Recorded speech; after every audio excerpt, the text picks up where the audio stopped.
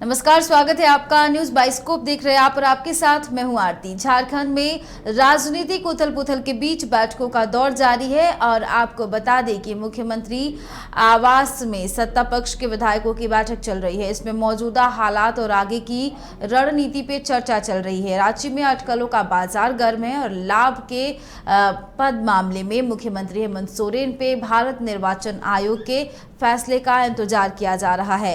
आयोग की ओर से इस बारे में अब तक कोई आधिकारिक बयान नहीं आया है। मामले में हेमंत सोरेन की विधानसभा सदस्यता को लेकर संशय की स्थिति बनने के बाद सरकार बचाने की कवायद भी जोर शोर से चल रही है। इससे पहले शुक्रवार को रांची में दिन भर बैठकों का दौर जारी रहा। मुख्यमंत्री आवास पे दिन के बाद रात में भी सत्ता पक्ष के विधायकों की बैठक हुई। हालांकि सत्ताधारी गठबंधन के नेताओं का कहना है कि उनके पास पर्याप्त संख्या बल मौजूद है और सरकार पे कोई संकट नहीं है, लेकिन इस बात को लेकर सत्ताधारी गठबंधन बेहद चौकन्ना दिख रहा है कि इस संख्या में कोई सेंधमारी नहीं कर दे। और इसी खबर पे और अधिक जानकारी के लिए रांची से हमारे संवाददाता मदन हमारे साथ जुड़ गए हैं। मदन, सत्ताधारी गठबंधन के जो तमाम विधायक हैं उनकी बैठक चल रही है, अब तक का क्या कुछ अपडेट है? बिल्कुल, देखिए कल ही यह तय हो चुका था कि 11 बजे जो है फिर से एक बार यूपीए जो विधायक हैं यानी कि महागठबंधन के जो तमाम विधायक हैं उनके साथ मुख्यमंत्री आवास में फिर से एक बार बैठक होगी। आप ये तस्वीर देख रहे हैं कि यहाँ पर विधायकों के आने का सिलसिला जो है लगातार जारी है और आज जो है पत्रकारों को मुख्यमंत्री के आवास के भीतर जाने से रोका गया है, लेकिन अंदर जो है वो गाड़ियों की काफी भीड़ है। जो विधायक हैं वो यहाँ पर पहुंचे हुए हैं। अब से ठीक थोड़ी देर बाद मुख्यमंत्री की अध्यक्षता में जो है बैठक होगी, लेकिन सबकी निगाहें राजभवन के उस फैसले पर टिकी हुई है जो कि मुख्यमंत्री के खनिज लीज आवंटन से जुड़ा हुआ है। जो चुनाव आयोग से फैसला आया है उससे स्पीकर को और मुख्यमंत्री को अवगत कराना है, लेकिन क्या फैसला है इसको लेकर के अभी भी संशय की स्थिति जो है बरकरार है। आप देखिए यहाँ पर विधायकों के आने का सिलसिला जो है जारी है, लेकिन सबसे महत्वपूर्ण जो तस्वीर है वो ये है कि जो विधायक यहाँ पहुंच रहे हैं उनके गाड़ियों में बैग जरूर देखने को मिल रहा है। तो क्या ये समझा जा सकता है या कयास लगाया जा सकता है, क्या विधायकों को जिस तरह से कल से लगातार ये खबरें सामने आ रही थी और बीजेपी के सांसद निशिकांत दुबे ने ट्वीट किया था कि जो जेएमएम के और कांग्रेस के विधायक है उनको कहीं शिफ्ट किया जा सकता है छत्तीसगढ़ या फिर राजस्थान, लेकिन अब जो बैग के साथ पहुंच रहे हैं तो इससे एक सवाल जरूर खड़ा होता है कि आखिर बैग लाने की जरूरत क्यों पड़ी है। क्या सरकार को डर है कि उनके विधायक जो हैं वो टूट सकते हैं? ऐसे में जो आंकड़ों के दावे किए जाते हैं कहीं कोई मुसीबत ना पैदा हो, इसको ध्यान में रखते हुए जो है यह कवायद हो सकता है।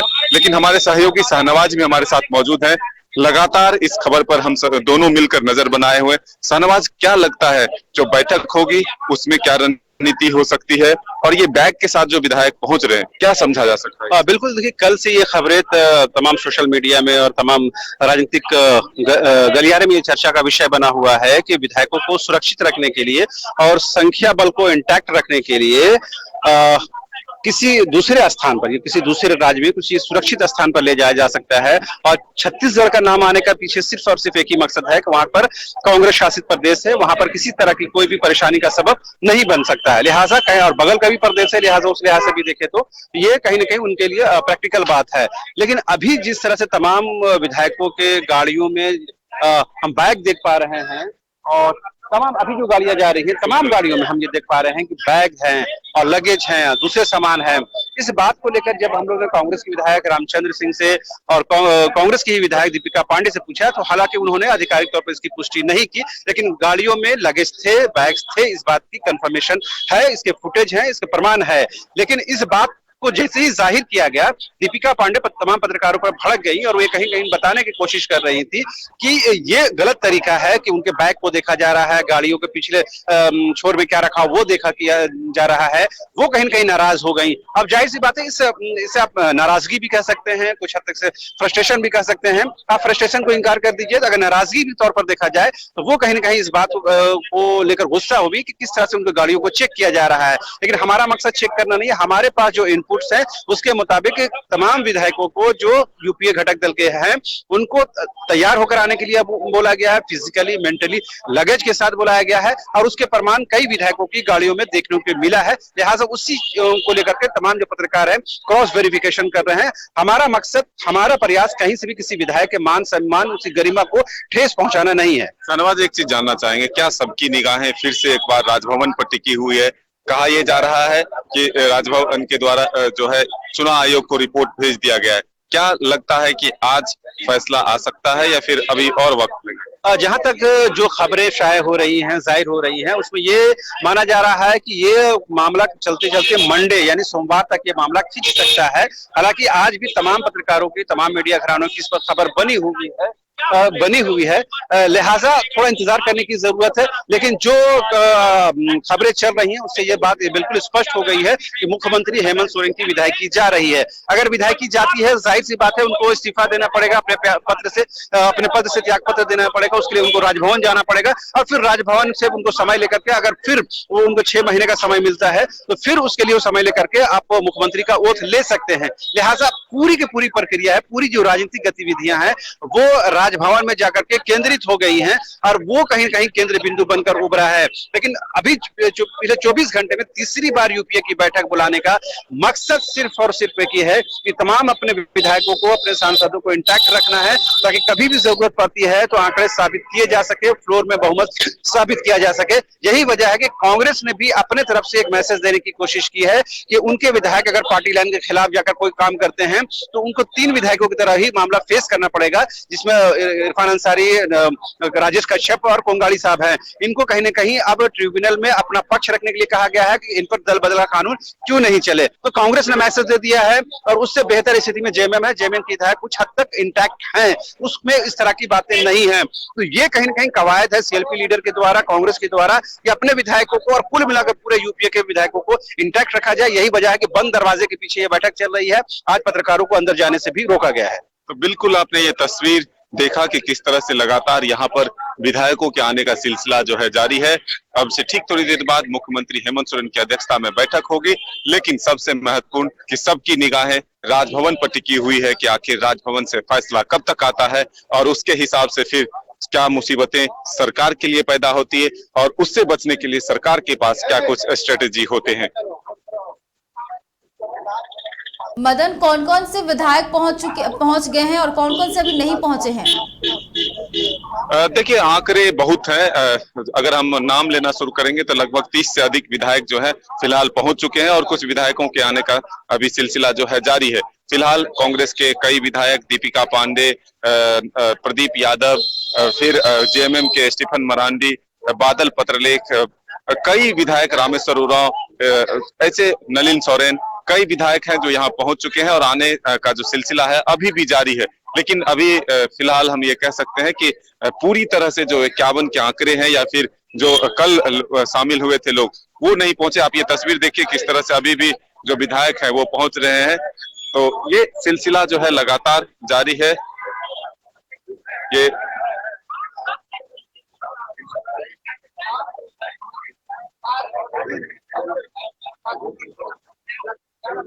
तो ये तस्वीर आप देख रहे हैं मुख्यमंत्री हेमंत सोरेन के आवास के बाहर से।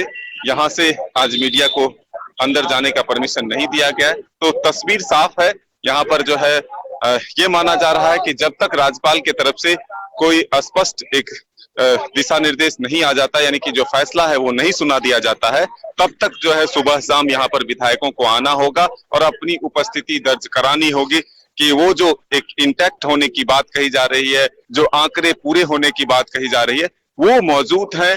अगर किसी भी तरह की स्थिति बनती है, परेड कराने की भी स्थिति बनती है, तो तमाम जो विधायक है वो रांची में मौजूद रहेंगे और किसी भी तरह की परिस्थिति का सामना जल्द से जल्द किया जा सके, यही कोशिश सरकार की तरफ से, महागठबंधन की तरफ से की जा रही है।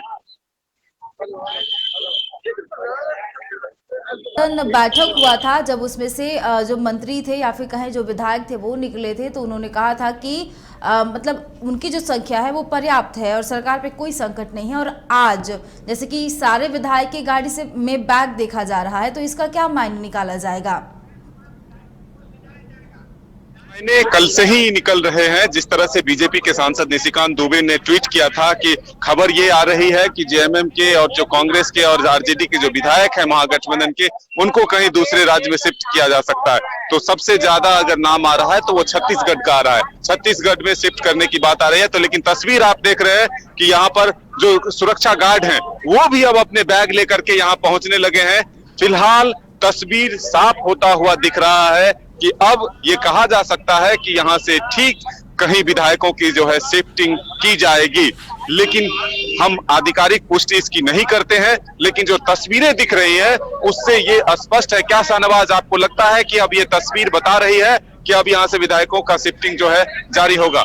हाँ, बिल्कुल बिल्कुल। देखिए, अब इसमें बहुत ज्यादा शक की गुंजाइश नहीं है कि तमाम जो विधायक हैं उनकी गाड़ियों को खंगालने के बाद, देखने के बाद ये बात स्पष्ट हो गई है कि वो लोग कहीं न कहीं तैयारी के साथ आए हैं। और अभी जिस तरह से जो सीएम आवास में जो तैनात हैं सुरक्षा कर्मी, वो भी जब लगेज के साथ पहुंच रहे हैं तो ये कहीं न कहीं इशारा तो जरूर करता है। लेकिन जब तक ये लोग जाते नहीं, आधिकारिक तौर पर कहना और कुछ भी कह देना ये मुनासिब नहीं है। लेकिन ये खबरें हैं, सही है, बहुत हद तक सही है, क्योंकि ऐसा हुआ है। आपने अभी हाल ही में महाराष्ट्र में ये देखा है कि पूरी की पूरी जो पलटन थी शिवसेना की, वो जाकर के कहीं न कहीं असम में रुक जाती है और वहां पर रिजॉर्ट में रहती है। इससे पहले मध्य प्रदेश में ये घटना घट चुकी है, इससे पहले राजस्थान में ये घटना घट चुकी है। तो ये कोई भारतीय राजनीति के लिए कोई नई बात नहीं है और कोई अचंभे की बात नहीं है। लेकिन झारखंड में चूंकि शुरू से ही राजनीतिक उथल पुथल का दौर रहा है और यहाँ पर सरकारें आती हैं जाती रही हैं, यहाँ तक का आरोप लगते रहे हैं कि झारखंड जो है राजनीतिक तौर पर चारागाह के तौर पर स्थापित हो चुका है। लेकिन पिछली रघुवर दास की सरकार में इस बात पर बहुत हद तक विराम लगा था, क्योंकि उनकी पूरी सरकार जो थी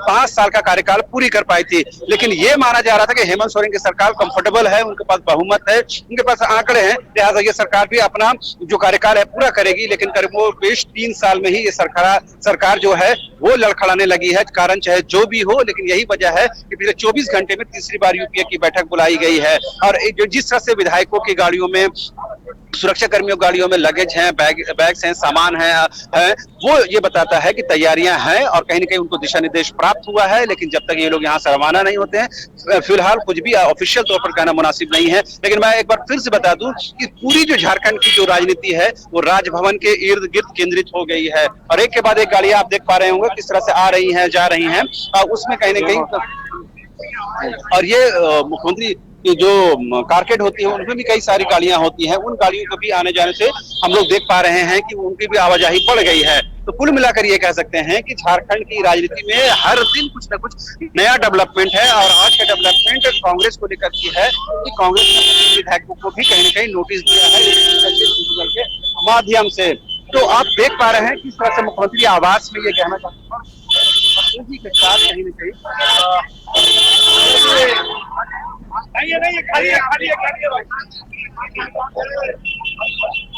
तो ये तस्वीर आप देख रहे हैं मुख्यमंत्री आवास के बाहर की, जहां पर लगातार गाड़ियों के आने का सिलसिला जो है शुरू है। लेकिन अब कयास ये लगाया जा रहा है कि जिस तरह से बैग गाड़ियों में दिख रहा है, तो इससे ये सोचा जा सकता है कि कहीं ना कहीं शिफ्टिंग की तैयारी जरूर है। लेकिन फिलहाल इसकी आधिकारिक पुष्टि नहीं है। हम बार बार अपने दर्शकों को ये बता रहे हैं कि इस खबर की हम आधिकारिक पुष्टि नहीं करते हैं, लेकिन जो तस्वीरें आई है सामने उससे अंदाजा लगाया जा सकता है। लेकिन फिलहाल मुख्यमंत्री आवास में जो बैठक चल रही है उसमें राजभवन पर जो हलचल है उस पर चर्चा हो रही है, जो फैसला आ सकता है उस पर चर्चा हो रही है। आगे सरकार की तरफ से, गठबंधन की तरफ से क्या किया जा सकता है, इस पर चर्चा चल रही है। तो इस वक्त की जो सबसे महत्वपूर्ण खबर ये कि मुख्यमंत्री आवास में फिर से एक बार यूपीए विधायकों की बैठक जो है वो शुरू हो चुकी है और सरकार स्थिर है, यही दावा यूपीए के विधायकों के द्वारा किया जा रहा है। फिलहाल राजभवन पर निगाहें हम सबों की भी टिकी हुई है कि आखिर क्या कुछ फैसला वहां से सुनाया जाता है और फिर उसके बाद सरकार उससे निपटने के लिए क्या कुछ करती है। बहुत बहुत शुक्रिया तमाम जानकारियों के लिए मदन। तो आपको बता दें कि 24 घंटे के अंदर ये तीसरी बैठक है जो मुख्यमंत्री के आवास में आयोजित की गई है, जिसमें गठबंधन दल के तमाम जो विधायक हैं वो अब पहुंच रहे हैं। और सबसे बड़ी बात है कि जो भी विधायक पहुंच रहे हैं उनके गाड़ी में एक बैग रखा हुआ है, तो इसे अटकलें भी लगाई जा रही है कि कहीं जो गठबंधन के विधायक हैं उनको कहीं और तो शिफ्ट नहीं किया जाएगा।